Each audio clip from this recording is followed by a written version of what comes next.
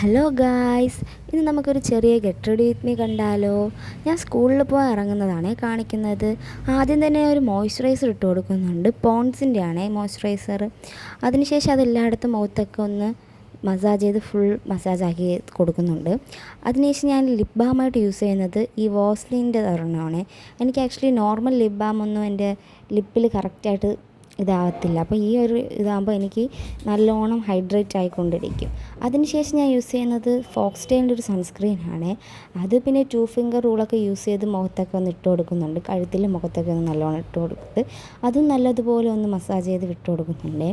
പിന്നെ അതിനുശേഷം ഞാൻ യൂസ് ചെയ്യുന്നത് വാസ്ലിൻ്റെ ഗ്ലൂട്ടാഹയ എന്ന് പറയുന്ന ഒരു ബോഡി ലോഷനാണ്. ഇത് ഞാൻ ഒരുപാട് നാളുകൊണ്ട് യൂസ് ചെയ്യുന്നുണ്ട്.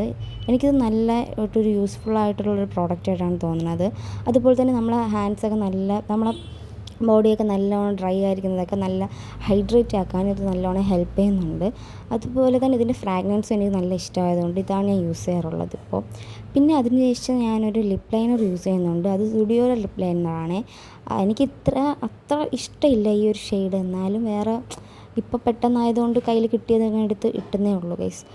പിന്നെ അതും ഒരു ചെറിയൊരു കണ്ണാടി നോക്കി അത് ഇട്ട് കൊടുക്കുന്നുണ്ട്. കാരണം ഫോണിൽ നോക്കി ഇട്ടാൽ അങ്ങോട്ട് സെറ്റ് ആകത്തില്ല. അതുകൊണ്ട് പിന്നെ എൻ്റെ അടുത്ത് ഒരു പോക്കറ്റ് മിറർ ഉണ്ടായിരുന്നു, അത് വെച്ച് ഞാൻ അങ്ങോട്ട് ഇട്ട് കൊടുക്കുന്നുണ്ട്. പിന്നെ അതിന് ശേഷം നമുക്ക് ഐലൈനർ എഴുതണമല്ലോ. അങ്ങനെ ഒരു ഐലൈനർ എടുത്ത്, അത് സ്റ്റുഡിയോയുടെ ഐലൈനറാണേ.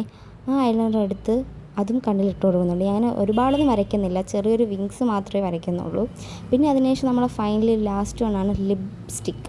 സോ ഞാൻ ആ ലിപ്സ്റ്റിക്ക് എന്ന് പറഞ്ഞാൽ എലി എന്ന് പറയുന്ന ബ്രാൻഡിൻ്റെ